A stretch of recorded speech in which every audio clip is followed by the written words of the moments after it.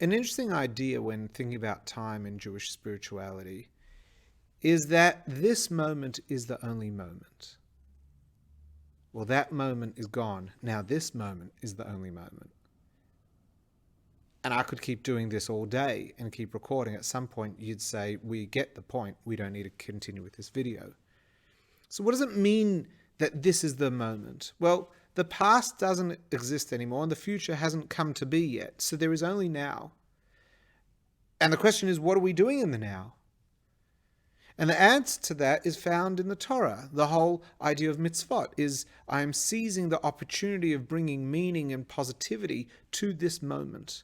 And everything in my life has just been a build-up to this moment.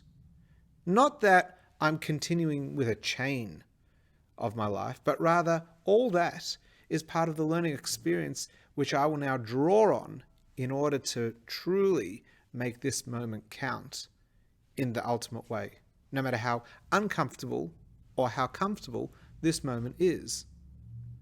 But what is it that we need to do? There are so many mitzvot we could do in this moment. So the first thing is we have to reflect and say, well, what is in front of me right now? What do I need to respond to? Or what opportunity do I need to initiate in this moment? And the Torah will give us a whole smorgasbord of different opportunities, whether it comes to food, people, objects, time. But what that means is that everything until now is not real. It doesn't really matter. And that's the truth. See, often people talk about being victims of their own experiences, or we are the product of our parents, or the way we were nurtured as children is going to define us now, but that's not true. Having free choice means I choose what I'm going to do now. Free choice doesn't make me grow a leg if I'm missing one. Free choice doesn't change me from being what I am. Free choice allows me to respond in context of what I physically am to do the best that I can do. And there's a very, very delicate line that needs to be noticed, because sometimes we cripple ourselves by saying, well, this is what I am. I can do no more because of what I went through as a child, or what I went through yesterday, or what my body is. And that's just simply not true. That doesn't define who we are. When we push ourselves to the max, it may not be comfortable, but the whole term of being pushed to the max means that we wouldn't normally push ourselves to that extent. But if this is the only moment that counts, go hard.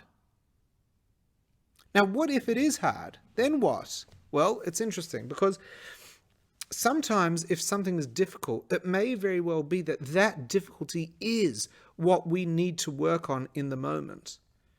See, sometimes difficulty is the result of experiences, but actually one could frame it that we had those experiences in order to reach this moment of difficulty, because there is something deep within our spiritual self that needs to be corrected, that needs to be addressed.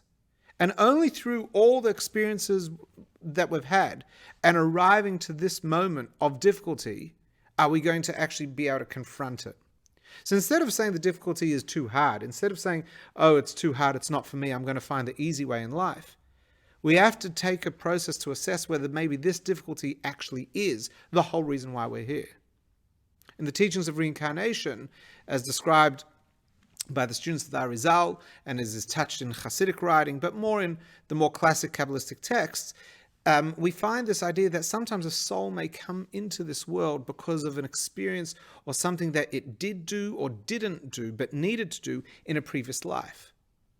And therefore, as the teachings of the Arizal go, if a person maybe struggles with being stubborn, it may very well be that that is a reflection of a character trait within their soul that needs to be changed. And that the life of wrestling our stubbornness may very well be the whole purpose of why we are living life at all in context of ourselves. Now, of course, there are many layers and many different narratives. We exist here unto ourselves, we exist here unto others, we exist here as a part of a universe, we exist here as the universe. But on one level, it may very well be that the thing that we're struggling with, and you might be able to say, yeah, but that's a product of what I had as a child, or that's a product of an experience that I had, or that's a product of decisions that I've made. Whatever it is, you've arrived to this moment. And it was always the will of Hashem that you would arrive here with this peckle, with this challenge, with this problem.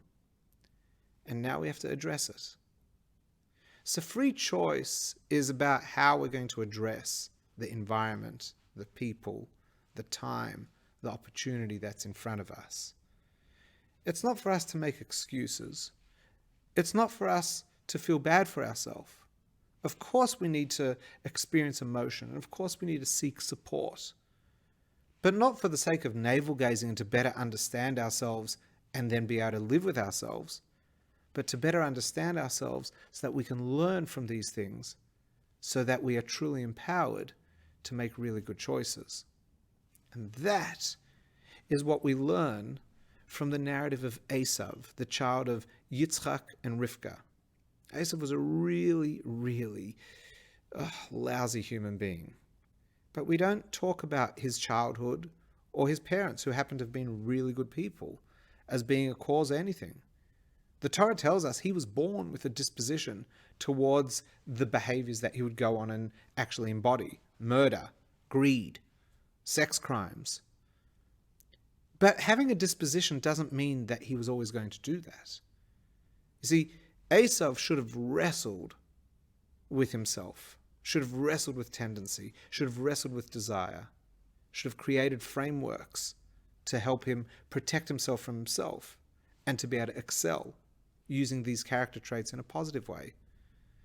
And when the Torah tells us that Esav is very much his parents' child, it's not saying that, well, they too, deep down, were murderers, greedy types of people, but rather they had a very strong personality type. And that strength could be used to dominate, or that strength could be used to withhold. He chose to dominate, while his parents chose to withhold and hold themselves back from activities that would actually have led to negative outcomes. So it's nobody's fault except Esav's fault for making poor decisions.